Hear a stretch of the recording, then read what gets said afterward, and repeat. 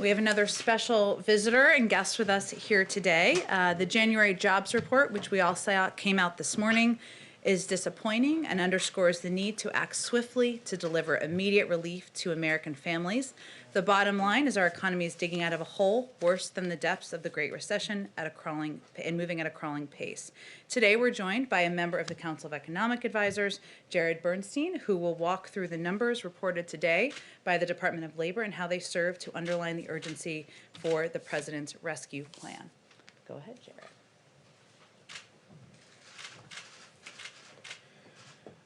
Thanks so much to Jen and the team for helping me be here today. This morning's employment report revealed a stall in the American job creation machine and underscores how precarious a situation our economy is in. The lack of job growth is a result of our failure to act appropriately in response to this immense dual crisis, and our economy and our families can't afford for us to fail to act once again.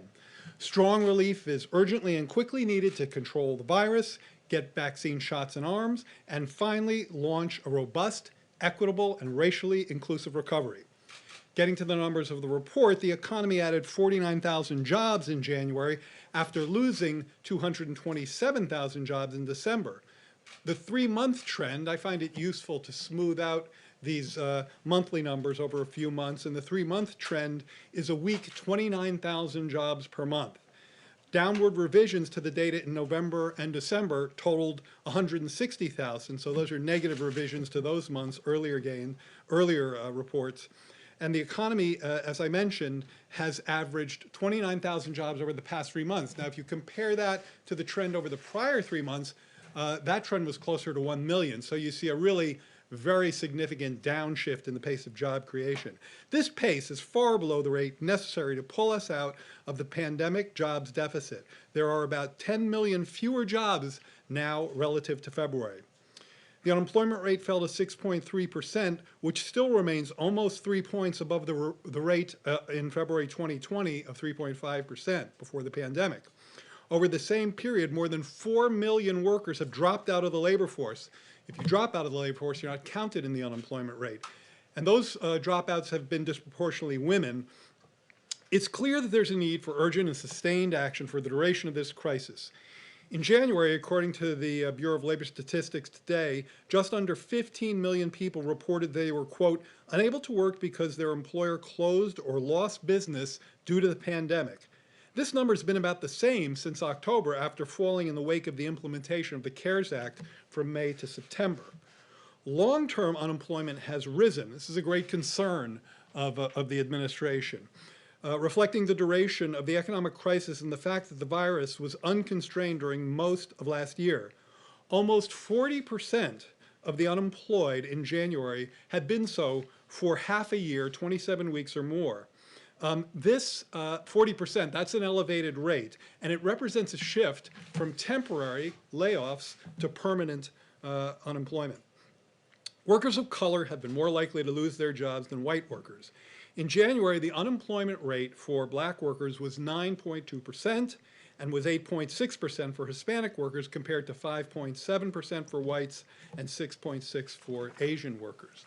While the unemployment rate for men and women is relatively similar, women have left the labor force in numbers that are of great concern to us. The employment rate among what we call prime age workers, women 25 to 54, is down 4 percentage points, 2.6 million women since February. This larger decrease for women is unusual in recessions and likely reflects both the industries that this pandemic has hit, tourism, services, face-to-face industries, leisure and hospitality, restaurants, and increased care responsibilities that have been pulling women out of the labor force. Certain industries have been especially hard hit. As I mentioned, the unemployment rate for leisure and hospitality workers is around 16%. The elevation in long-term unemployment is especially salient since benefits for these workers will expire soon without further congressional action.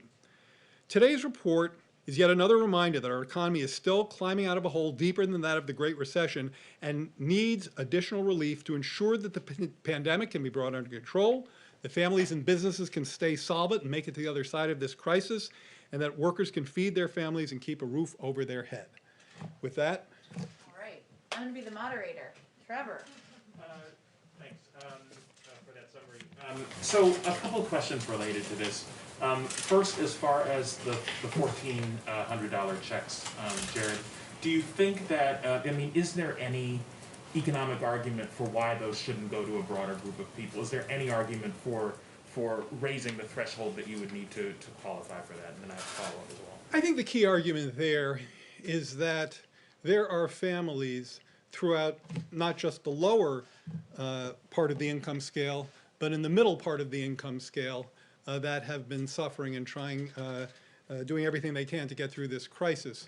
The president has been very clear on an important point here, which is that if you look at teachers, if you look at folks who are in blue-collar professions, if you look at retail workers, healthcare workers, if those folks are unemployed, they can get unemployment coverage and that helps them. But many of those folks have kept their jobs. Many of them are essential workers, yet they've lost hours, they've lost wages, they're struggling to make ends meet. They face nutritional constraints. Often they face foreclosure or eviction moratoria, which, by the way, forbearance when it comes to mortgage does not mean forgiveness. So many of these families are accumulating significant debt that will come due.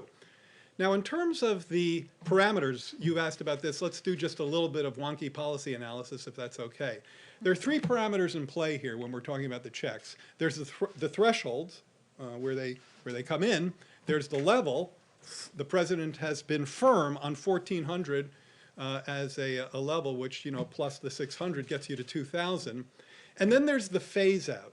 And it's the phase out range that is that I would say is a variable under discussion in negotiations that are ongoing. There hasn't been a conclusion, but as the president has said, he is open to that discussion. But just as far as what is the economic argument for changing those phase-out numbers? Why shouldn't you just go with what you originally proposed? I think the argument is one that we've heard consistently from some critics, which say that those at the very top of the scale, when you get into the realm of, $300,000, I think has been mentioned. I think it's arguable that those folks don't need the checks. I think what's important to the president is that we don't lose sight of people in the middle of the income scale who continue to struggle with both the health and economic fallout from this crisis. And these checks target them effectively and efficiently. By the way, this is an important thing that comes from some work by the group ITEP, Institute for Taxation and Economic Policy. If you look at the distribution, who gets the checks, it actually, virtually none of it goes to the very top of the scale, and the vast majority goes to the middle and the bottom. Their percentage gains in income from the checks are, double digits compared to those at the top of the scale. So I think that we have to understand that targeting in this case means reaching families at the low end, at the middle end, families who have been hit and are struggling with this crisis. Okay, super quick follow-up. Could I just one more? Do you think that just beyond this bill, that there needs to be more reform around automatic stabilizers, unemployment insurance? Do you need to do more so that the next time we hit something like this, we have a solution? The president has on occasion talked about this point and said that if our automatic stabilizers are keyed to economic indicators or health indicators, that is a potentially useful policy advance. I know that Treasury Secretary Yellen has talked about that as well. Right now, we're kind of past the stage of thinking about, right now, we're really at a point where we have a package that is calibrated to meet the urgency of the moment. And that's the American Rescue Plan. So that's what we want to focus on. There are all kinds of interesting policy discussions we could and should have, and I think that's one of them. But for now, what we need to do is get this package out there and meet the urgency of the moment. Thank you, and thanks for being here. I want to ask you about some of the criticism by one of your former colleagues, Larry Summers, of course, former top economic advisor to former President Barack Obama, former Treasury Secretary. He has acknowledged the bailout in 2009, by his own admission, he says, didn't go far enough. But he says that this $1.9 trillion proposal is so big that it risks progressive priorities in the future and could potentially undermine the economy next year. Is the Biden administration going too big? No, I firmly would disagree with that contention. By the way, I wouldn't call the other thing a bailout. That was the Recovery Act, and I think that also was an effective measure. But I think that the idea now is that we have to hit back hard, we have to hit back strong if we're going to finally put this dual crisis of the pandemic and the economic pain that it has engendered behind us. With respect to Larry's point, I mean, one thing is just wrong, which is that our team is dismissive of inflationary risks.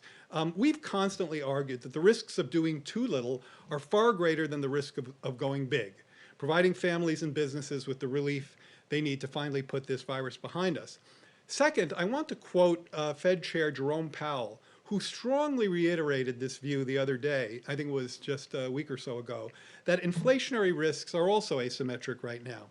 When asked about this precise trade-off that you're asking me about, he said, and I'm quoting, "I'm much more worried about falling short of a complete recovery and losing people's careers and lives that they built because they don't get back to work in time. I'm more concerned about the damage that will do, not just to their lives, but to the United States economy, to the productive capacity of the economy. I'm more concerned about that than about the possibility which exists of higher inflation." So this is risk management. This is balancing risks. And in our view, the risks of doing too little are far greater than the risks of doing too much. And just one more question. The Senate moved forward with a measure that did not include an increase in the minimum wage. Has President Biden come to a determination that that's not going to be a part of the final package in order to get this passed, in order to get the Democratic support that he needs? The president has consistently argued that a minimum wage, $15 an hour, is essential to make sure that people, many of whom, millions of whom are essential workers, are not toiling at a minimum wage of $7.25 per hour, which is the federal minimum wage. This idea that somehow, and I've heard this in many questions, that this idea that the minimum wage is somehow orthogonal to this package makes no sense to me, because it is an efficient and effective way to raise the pay of people who are in the bottom end of this workforce, essential workers in retail trade, in healthcare, in sanitation, people who are keeping this economy going, but consistently undercompensated for Will it. it be a part of the final package? I'm not going to negotiate that from the podium, as they say. Wait, Very good. I have one other point I want to make, though, getting back to the argument with Larry. This is key from my perspective as an economist who, throughout my career, has been motivated and concerned. I think the theme of my work has always been making sure that this economy, that our economy, the American economy, provides ample opportunities for people from all walks of life, from all parts of the income scale, men and women, persons of color, communities of color, have the opportunities they need to realize their potential. And right now, there is deep unused capacity in this economy, which is targeted by the American Rescue Plan. There are 10 million unemployed people. There are 2.5 fewer women in the labor force than last year. As I mentioned, Black and Hispanic unemployment rates are 9%. We've got a job market in stall. The risk is a deflationary risk, which motivates us to go home or to go big or to go home. And the costs of inaction, of not addressing these risks, are too steep and too costly to these vulnerable groups relative to the likelihood of overheating. That's the way I think about it. Thank you. Just one more follow-up from the other Kristen. Is the White House's economic team, is there anyone on the team that is concerned that the 1.9 trillion is too big, is too much, or is everybody in agreement? The White House economic team is in complete consensus on the urgency of the need for this American Rescue Plan, and in complete solidarity on the calibration of this plan, that it's of the magnitude to meet the challenges we face. Again, with respect to Larry and his piece, it's just flat out wrong that our team is, quote, dismissive of inflationary risks.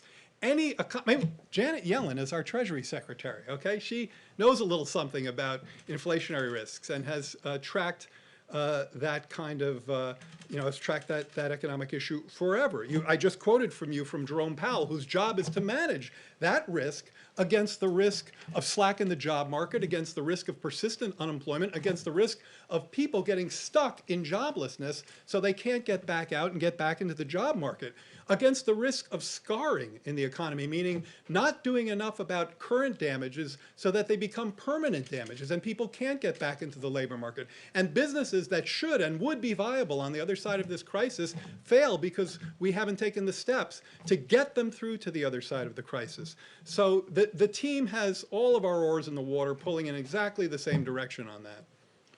Meredith, that have to be the last question. One other question on Larry Summers' criticism, not to belabor this point, but he also raises some questions about your future agenda. He notes that you will have committed 15% of GDP with this bill with basically no increase in public investments. Is this a concern going forward? Where will you find the money to build back better as the president has promised? I think the way President Biden talks about this is not just resonant, but is also follows an economic logic that I think is very strong. Rescue, recovery.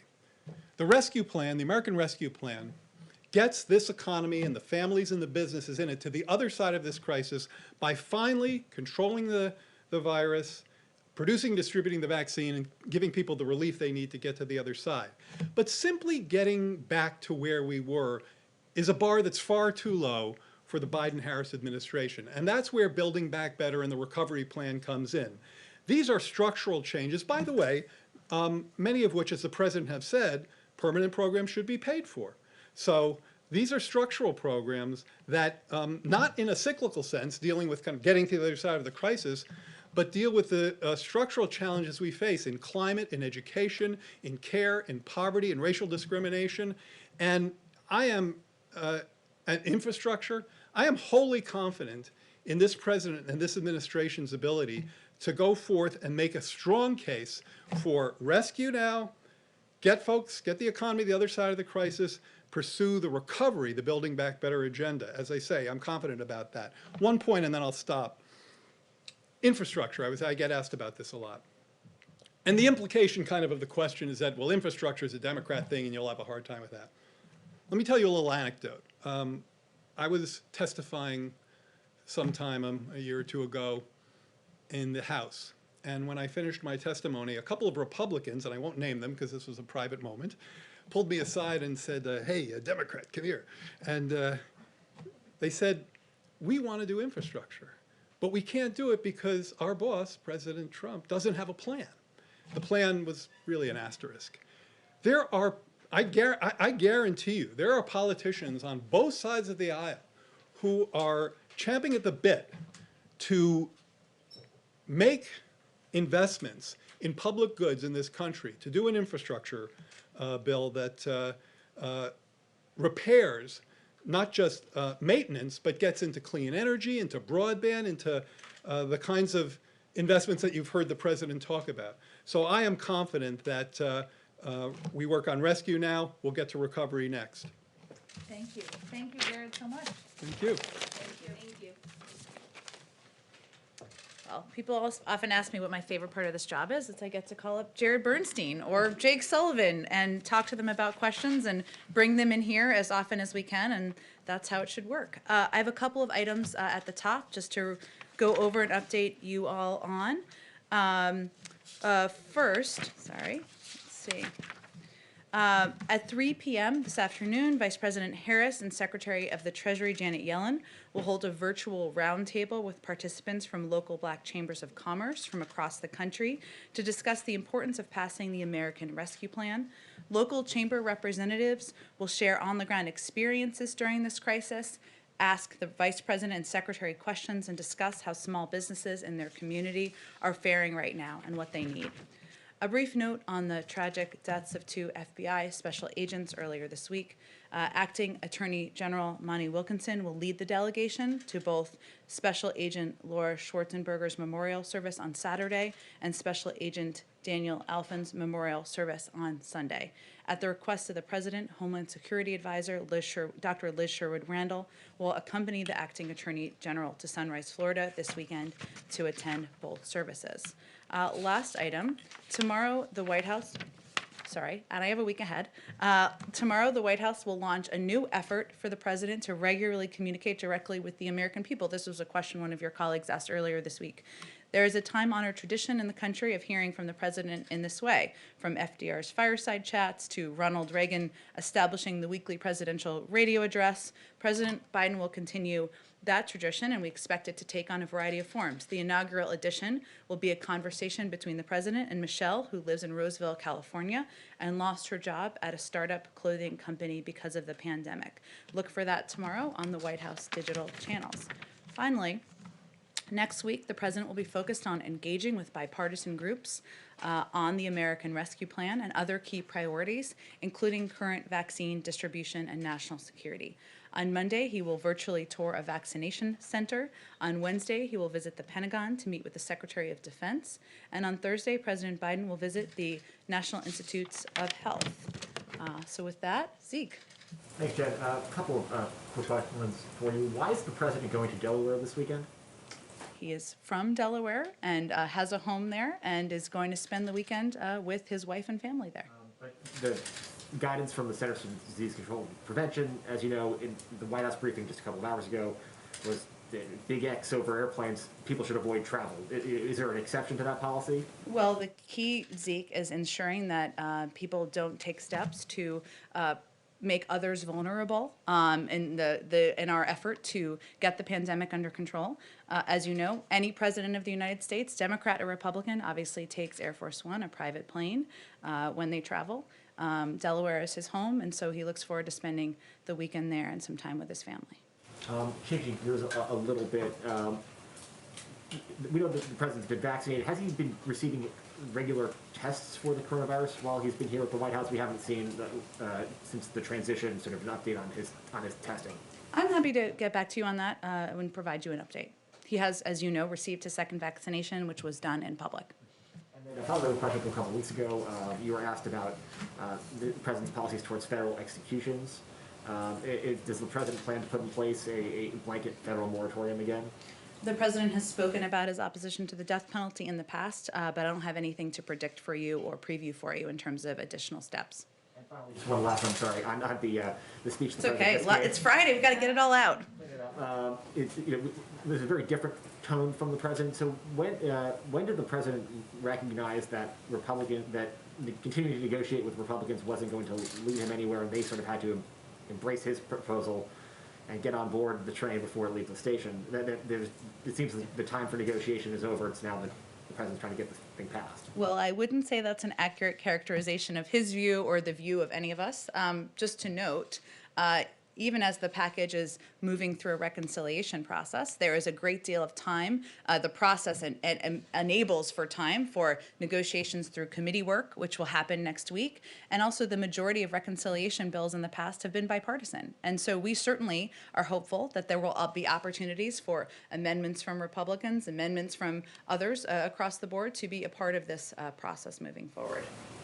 Go ahead, Kristen. Thanks, Jen. If I could actually just follow up with you and just read some of what President Biden said today. He said, if I have to choose between getting help right now to Americans who are hurting so badly and getting bogged down in a lengthy negotiation or compromising on a bill that's not up to the crisis, that's an easy choice. I'm going to help the American people who are hurting now. So has he resigned himself to the fact that he's going to have to use reconciliation and move forward without 60 votes from Republicans? Well, he would use reconciliation, right? Congress would use that process. It's a parliamentary procedure, and just in a bill becomes a law moment here. If there is an opportunity to move forward with a bipartisan package at any moment, that can happen. But again, I believe it's 18 of 24, and I can double check this, of reconciliation bills in the past have been bipartisan. And a bipartisan bill has 52 votes, 54 votes, 56 votes. But his point, on the last point, and then we'll go to your next question, is that we are not going to sit here and wait for an ongoing negotiation where, frankly, we haven't received an offer in return, right? A response offer to what the president has proposed, because the American people need the relief now. Understood, but it seems as though he has resigned himself to the fact that there will not be 60 votes in the Senate for whatever passes. Well, I think the president listens to the American people, who are frankly not too worried about what parliamentary procedure gets them relief, gets shots in people's arms, and reopens schools. And he is certainly hopeful that there is opportunity for this bill, whatever form it takes, to have bipartisan support. And there's an opportunity to do that. History shows that's precedent. If I could ask you on foreign policy, there's going to be a principals meeting on Iran today. President Biden so far has not accepted or has not moved forward with negotiations over a new Iran nuclear deal. When is the time frame for that to happen? And does he think he'll be able to get Democrats on board with this, Jen? They were quite critical in 2015. Well, first, and you asked this question first and smartly. On this meeting today, and I know that the interagency process is a little foreign in this building and in the government because of the last 4 years. So this is a principals committee meeting. We're not going to confirm every one of these, but for the sake of educating everyone, not in this room, but people who are watching, it's the focus is broadly on the Middle East. I'm sure Iran will be a part of the discussion, as it's an important issue, an important priority for the president and for many of our partners and allies around the world. But this is not a decisional meeting. It's not a meeting where policy will be concluded, and it's not a meeting the President of the United States will be attending. So this is a normal part of the interagency policy process, just as there are meetings about immigration, criminal justice, the economy every single day across government. But on the topic of Iran, understood, given that you say Iran will be raised in this meeting, is there a timeline for when President Biden would like to try to come back to the table and get a deal on the Iran nuclear deal? Well, that's really up to Iran. If Iran comes back into full compliance with the obligations under the JCPOA, the Iran nuclear deal, just for people who don't like acronyms, I personally hate them, but the United States would do the same and then use that as a platform to build a longer and stronger agreement that also addresses other areas of concern. But that will be done in partnership with our P5+1 partners and also through consultation with Congress. And I know I keep saying this, but we are still only 2.5 weeks into the administration. So this is part of how the interagency process should work, where senior members of the national security team are meeting and engaging about a range of issues in the Middle East, those. But otherwise, it's in Iran's court to. Policy question. During President Biden's big foreign policy address yesterday, he didn't really mention Afghanistan. Why not? And where is he on the full withdrawal of U.S. troops from that country?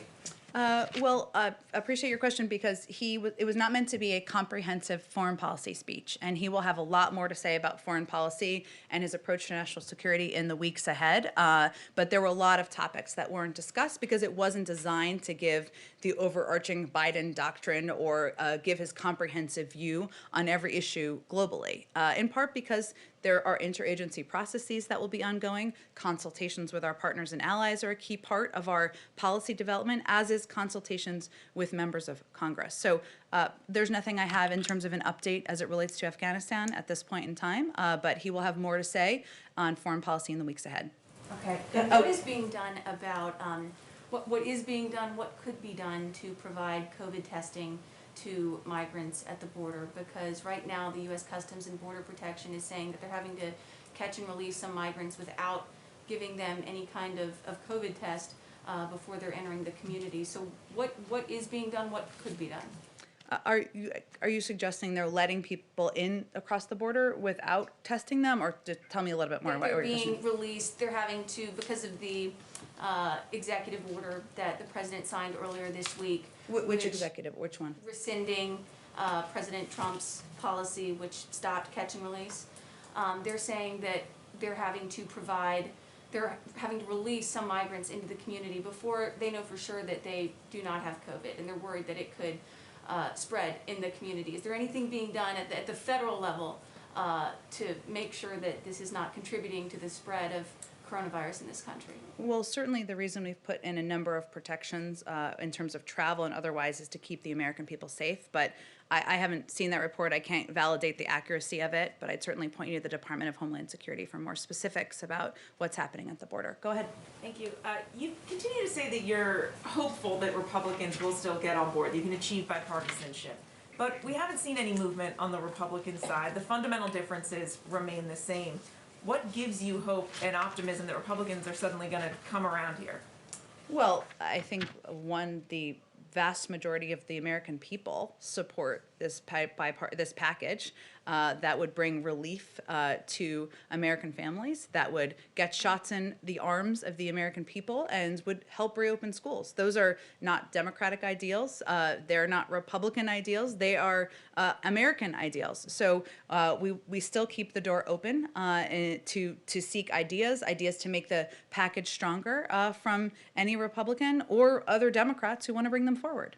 And given the president's remarks earlier and his change of tone, it does seem that he is now okay if this does happen just with Democratic support, despite those hopes and despite his calls for unity. Well, first of all, the president ran on unifying the country and putting forward ideas that would help address the crises we're facing. He didn't run on a promise to unite the Democratic and Republican Party into one party in Washington.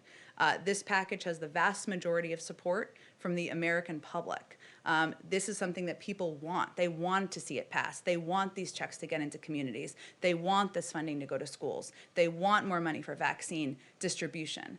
He is certainly not, I wouldn't draw that conclusion. He is somebody who is keeping the door open. He will remain engaged with Republicans in the days ahead. As you know from covering the Hill, there's still several steps in the process here to move it forward. We saw even some actions last night in Votorama, which is my favorite term of the week, where there was bipartisan support for ensuring the checks were targeted. There was bipartisan, I know somebody asked a question about minimum wage earlier. There actually was bipartisan support on that, including from Senator Bernie Sanders, for making sure that it wasn't implemented immediately. There is bipartisan support for helping small businesses. There's disagreement, certainly on the size, but there is a shared view that the American people need relief, and it is our responsibility to keep the door open to any good ideas that come forward. And on the minimum wage, do you feel that this bill is your best shot at getting through a hike? Does it become more difficult going forward if you can't get it done now? I don't want to get ahead of where we are in the process, but the president believes that increasing the minimum wage is something that would help American families, and it is essential to helping people who are struggling, and something that workers certainly deserve. We will leave it to the Democrats and Republicans in Congress to see if this is possible through the parliamentary process of reconciliation.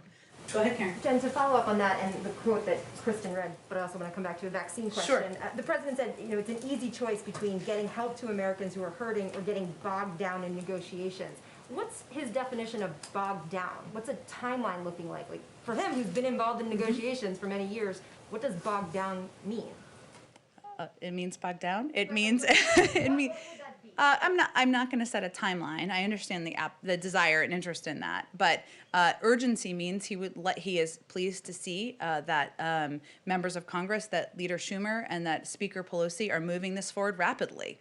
That there is fire under the bellies in the bellies of people in Congress to get this package through, move it through the process over the coming days and weeks. But that's up to them on the timeline. He just is going to continue to argue for urgency because the American people, until they know when they're going to get checks, until they know when schools are going to get funding, it's hard for them to plan. We know that there are timelines that are coming up. One, we're at the brink of spending out the package from December. $600 billion of that has already been spent out. And a lot of it is going to be spent out in the coming weeks. There is going to be a need for additional relief in all of these categories, so hence the urgency. But I don't have an exact deadline or due date other than let's keep moving. On vaccines. Sure. We're hearing so much in our reporting about frustration across the country with people who are trying to navigate the system. They're signing up on multiple websites through multiple means to hope to win a lottery and get a vaccine appointment. What is the federal government doing right now to address this challenge for so many Americans? And why can't there be a better system so it's easier to just sign up and wait for your turn? We agree with you completely. That it is completely confusing, has been around the country in states and localities. The American people who are just trying to do their job, take care of their kids, homeschool, balance everything everybody's balancing right now, just want to be able to go on a website and sign up for their vaccine. Now, one of the steps we've taken, we announced earlier this week, is of course working with pharmacies to distribute about 1 million doses in order for Americans to be able to do that in certain communities. That's obviously that number is going to be increased over time. That's one way. There are large plans through FEMA to set up large vaccination sites. That is something that is starting to be underway this week. But our focus is very much on increasing communication, ensuring, exactly as you said, that the American people know how, when they can get their vaccine. And we fully agree. There's been a lack of communication, confusion, and we are trying to work out of that hole, but we're only 2.5 weeks in here. So it's in process. There'd be healthcare.gov, but for vaccines. Jeffrey Zients obviously has a lot of experience with that. Could you do a federalized system? As does Andy Slavitt, some people back from the healthcare.gov days. Look, I think there are a range of options under consideration. I have not heard them suggest that, but they are very open and discussing every day ways to make this more accessible, clearer to the American people, and they just want to do it in a way that's effective and efficient and reaches local communities where people are trying to get vaccinated. Go ahead. Yeah, I know you just said you wanted to refrain from giving a timeline on the COVID relief bill and its passage. But outside an hour ago, Speaker Pelosi said absolutely when asked if the COVID stimulus would pass by March 15th. Is that, do you also share that confidence that it would pass by mid-March when those unemployment benefits run up? Never doubt Speaker Pelosi and anything she says. That's kind of a lesson I've learned in Washington. She is a powerful and fierce force up there. We're not going to set a timeline from here. It is a bill that would be passed by Congress, of course. Speaker Pelosi is, the Speaker of the House. So certainly we would defer to her, and the President looks forward to signing the bill when it comes to his desk. Do you feel an urgency to get it passed by that date, though? We feel an urgency to move it forward as quickly as possible. And I think what you're referring to is kind of the unemployment cliff that will hit in March. But certainly we would like to see action as quickly as possible, as we've been saying, but I'm not going to set a new deadline from here. Obviously, we're working closely with Speaker Pelosi and Leader Schumer, every day. Go ahead on the way back. Thank you very much, Jen. Happy Friday. Happy Friday. Two Asia questions, if I may. Sure. On engaging with China, yesterday President Biden said he will work with allies and partners. However, also on yesterday, French President Macron said, quote, "A situation to join all together against China. This is a scenario of the highest possible conflictuality. This one, for me, is counterproductive," end quote. So what exactly does President Biden expect from the U.S. allies? From our U.S. allies? Well, we are going to work in close consultation, of course, in partnership with our U.S. allies on a range of issues. We talked about Iran a little bit earlier in the briefing. Of course, strategic competition with China is part of that.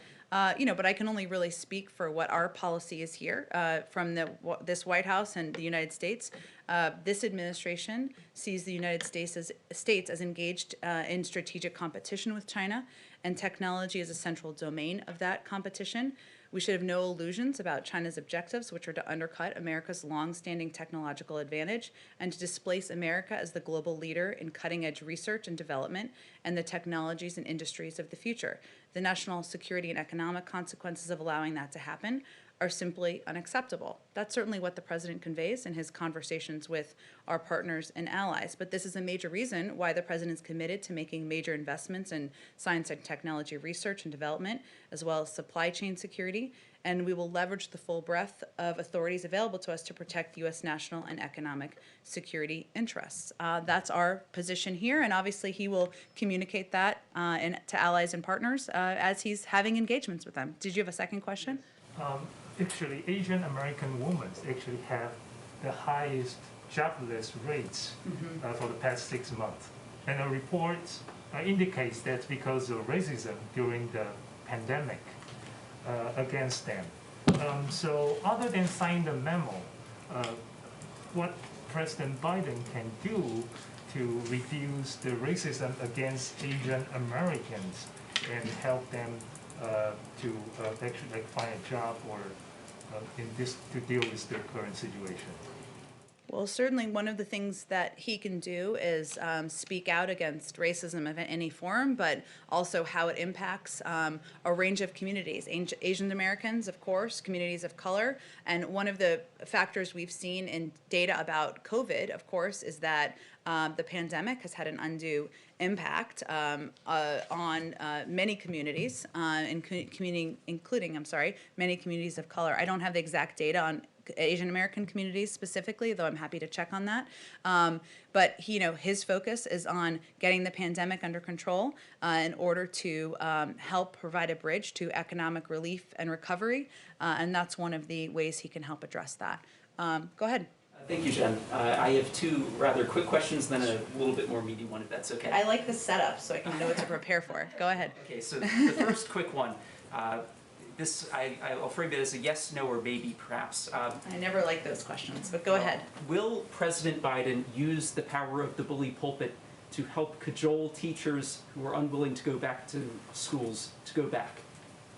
Well, one, I'm just going to reject the premise of the question. I will say I have teachers in my family, as I'm sure many of you do. They are the first people to tell you that teaching in the classroom and being able to engage with kids in the classroom or middle schoolers or high schoolers in the classroom, it makes their job more enjoyable, makes them more effective at what they do. The president is absolutely committed to reopening schools. He wants them not just to reopen, but to stay open. And he wants to do that in a safe way.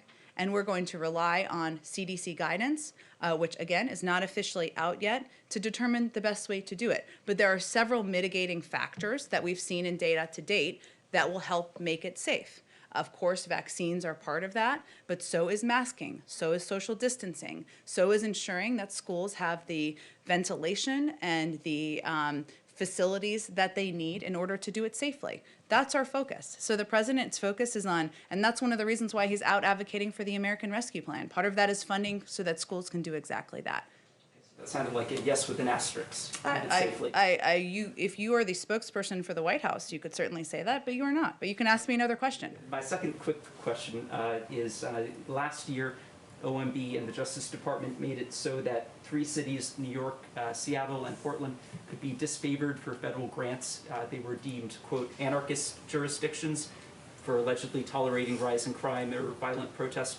Has the Biden White House decided to reverse those policies disfavoring grants to those 3 cities? This is an OMB action from the Trump administration you're asking about? The Justice Department, yes. Okay. We are a new administration. We, of course, are reviewing a range of policies and charting our own path, but I don't think I'm going to have any comment on policies from a year ago from the prior administration. The third more meaty question, if I could just follow up on a quote from the president in December. He said, quote, my son, my family will not be involved in any business, any enterprise that is in conflict with or appears to be in conflict with where there's appropriate distance from the presidency and government. Just recently, there were reports that the president's son still owns a 10% stake in a Chinese investment firm formed with state-owned entities. Do you have an update on the divestment from that investment? He has been working to unwind his investment, but I would certainly point you, he's a private citizen, I would point you to him or his lawyers on the outside on any update. Go ahead. Thanks. I have 2 questions. Jared Bernstein was talking about the threshold of the stimulus checks and when they should phase out, and he said people who make over $300,000 or families should not get those checks. We've seen Susan Collins and some other Republicans talk about having the checks phase out to $50,000. What is the White House's position today on when those checks should start to phase out and who should not be eligible for them? There's an ongoing discussion about it, and it is an active discussion. The decision a final conclusion has not been made, as Jared was saying. Those conversations are happening with Democrats and Republicans. And as I said kind of the other day, but it still is the status today, the president is firm on the necessity that people receive who are eligible $1,400 checks. He's not movable on that becoming smaller. But there is a discussion, as Jared said, about the phase out and what that looks like. Now, that doesn't mean that somebody making that it's a dead cutoff. It means that it will be phased out to slightly less than that amount at whatever the cutoff is. But those are ongoing discussions, and a final decision hasn't been made. Secondly, there has been a lot of discussion today. President Biden talked about the 2009 stimulus package and lessons that he and other people learned from it. What are some other points of economic crisis that the Obama administration dealt with that President Biden has drawn lessons from? Is it from the auto bailout? There was so much that people were dealing with at that time. What other economic crises did he draw lessons from, and what are those, and how is he applying those to the situation today? Well, I haven't had, it's a very interesting question. I have not had this in-depth discussion with him about the impacts of the Obama administration policies on his thinking. I can say broadly speaking, because there are people who, of course, a number of us who had served in the prior administration.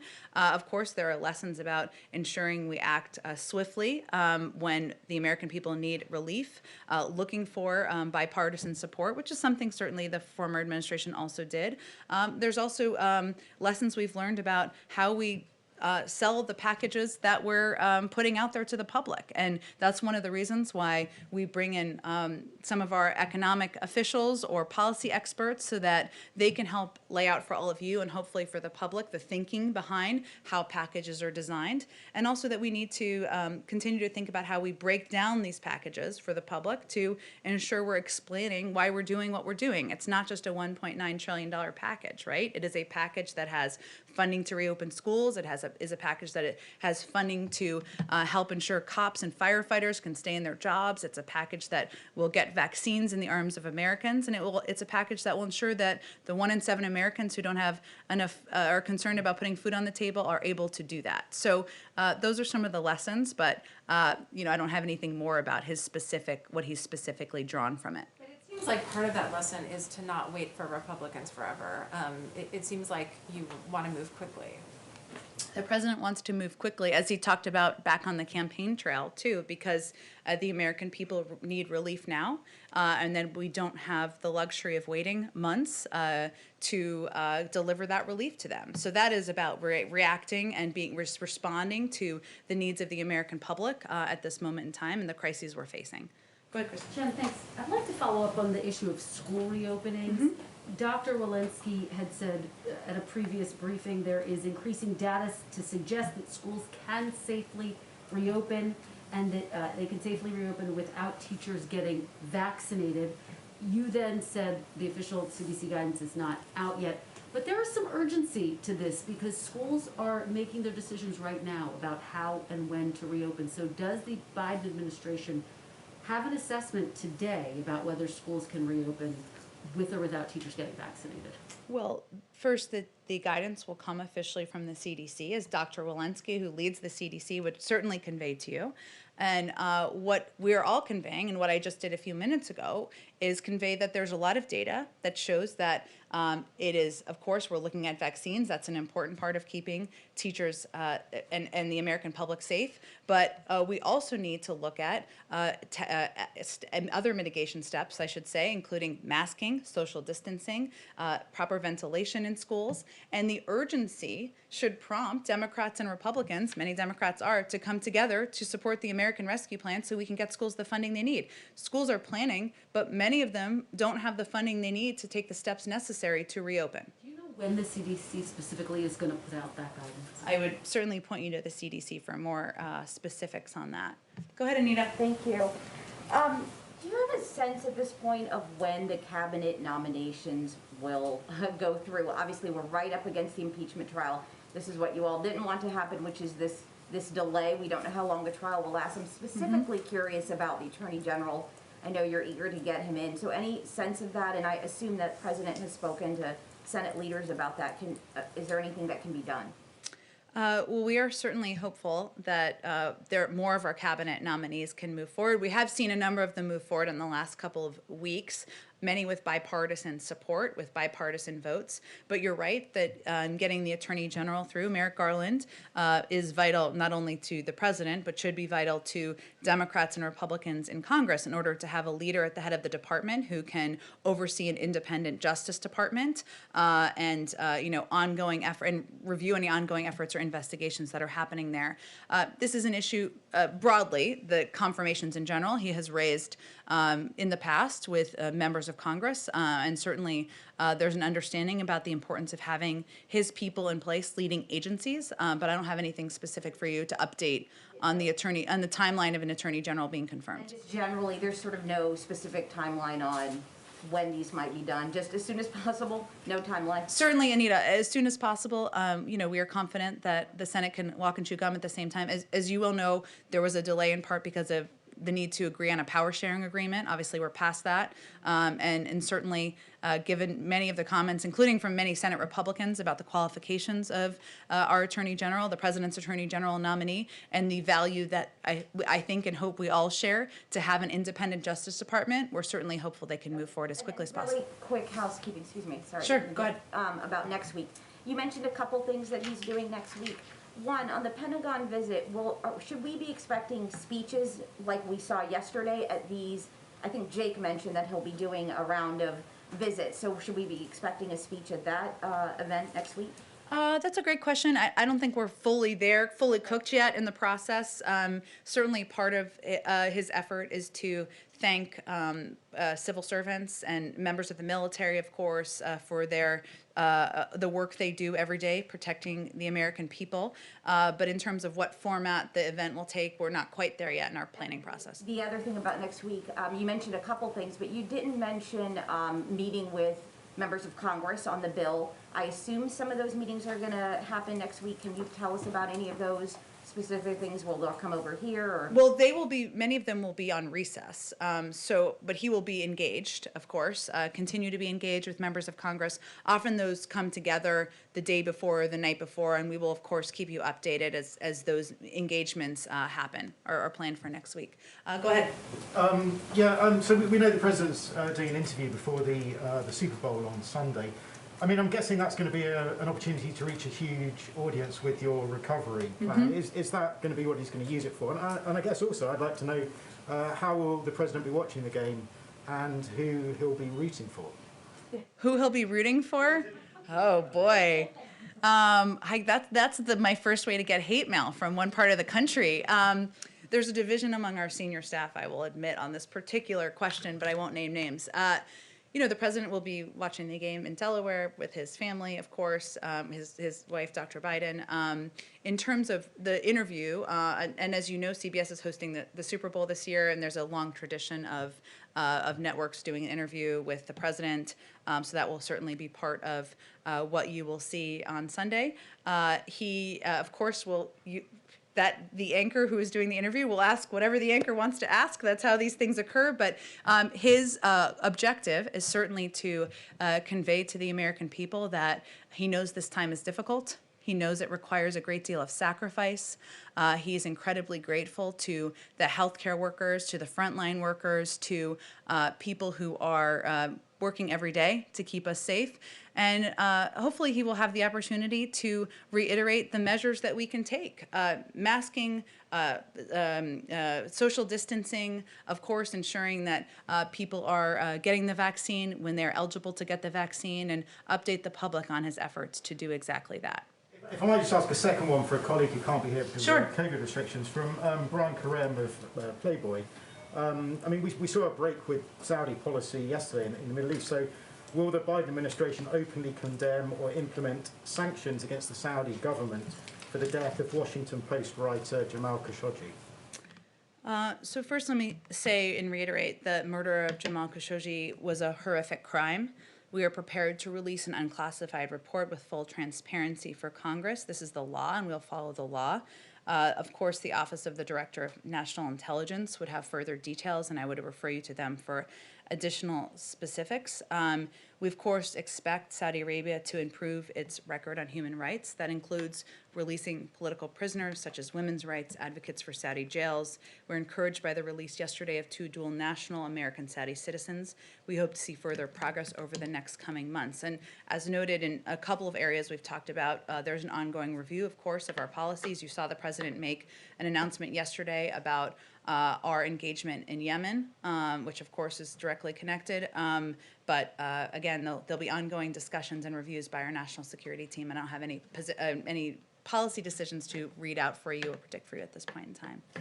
Go ahead in the back. Thanks, Jen. And I have two questions as well. Sure. In keeping with the economic theme of the day, my first question, given the most recent job numbers and the continued unemployment and what you had to say today about particularly how minority communities have been affected, is this the right time to increase the number of refugees coming into the country and to also ease immigration and border restrictions?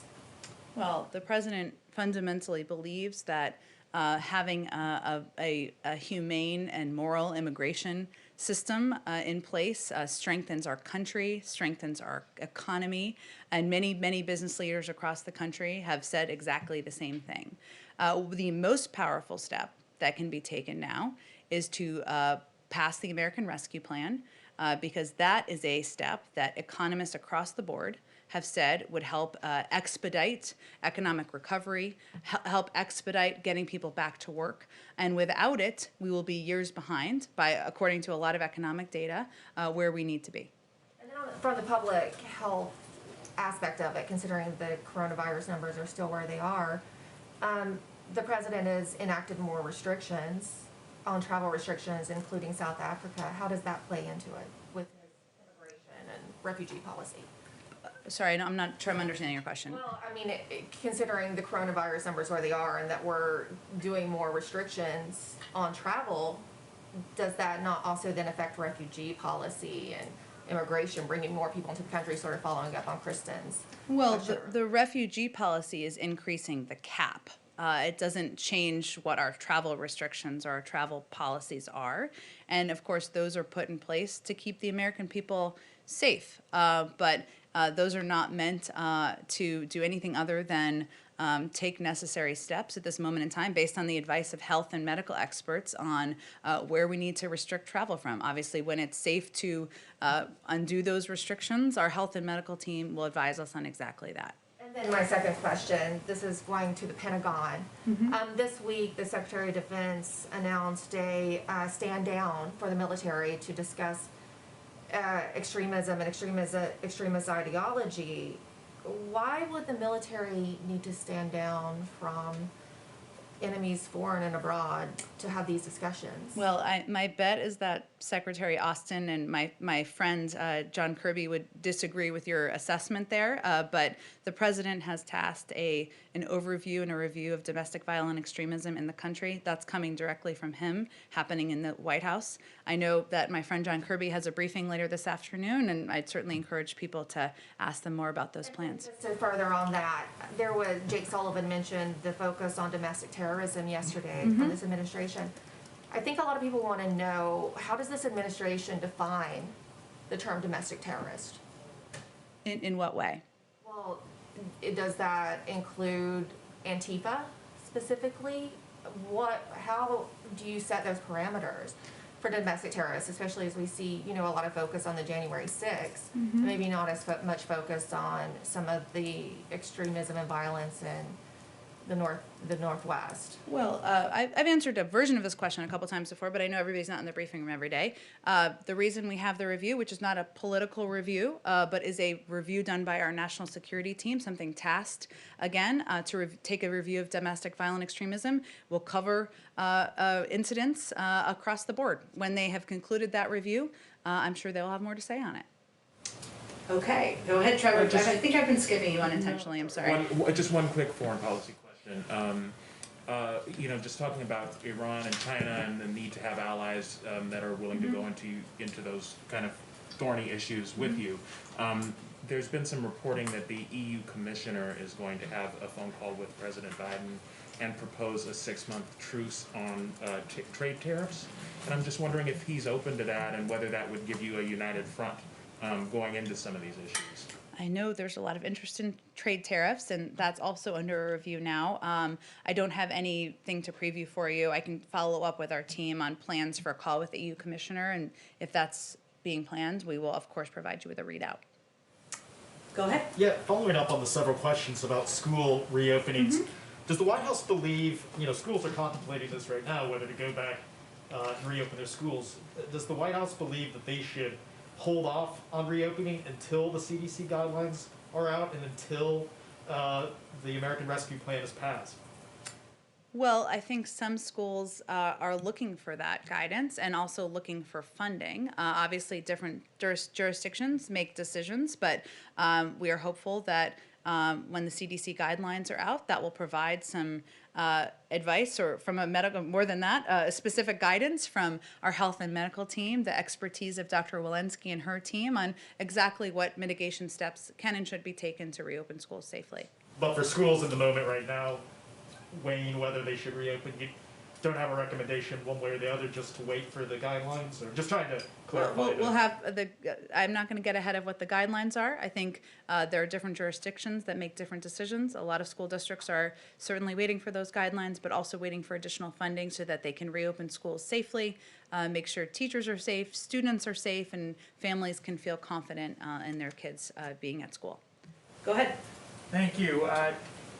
Following up on one of the questions from earlier, and then I have a foreign policy question too, but is there any update on the state of a large-scale public sort of PR media campaign supporting the vaccination effort, or is it difficult to do that without knowing whether or not the inventory is sufficient enough to actually tell people to go to CVS or Walgreens or wherever they may be supposed to go? Well, certainly part of our commitment is to launch a massive public affairs campaign, which is something we've talked about a little bit in here. It takes a little bit of time to get all your ducks in a row to get that going. But part of what we're also trying to do is utilize our experts to be out there publicly, do these briefings 3 times a week to, as Karen was asking about earlier, provide more accurate and clear information to governors so that they can also communicate with communities, empower local medical experts and doctors so that they can communicate more clearly with their communities, which are some of the most trusted sources. We've had a lot of officials out on local television, doing local television interviews. So even as we're preparing for more of a widespread, or broad scale, I should say, public campaign, we've also had a number of members of our team doing everything we can to communicate effectively and efficiently on this particular issue. And the foreign policy question, sometime overnight during the vote-a-rama in the Senate, there was a... You just wanted to use that word, I know it. There was a 97-3 vote in favor of supporting the location of the U.S. Embassy in Jerusalem. Is there a position in terms of the Biden administration as to whether or not the Trump administration's actually implementation of the Jerusalem Embassy Act should be maintained, or whether it might move back to Tel Aviv? It's a great question. I have not talked to our national security team about it. I will venture to do that and circle back with you directly. Thank you. Thank you, everyone. Happy Friday. Thank you.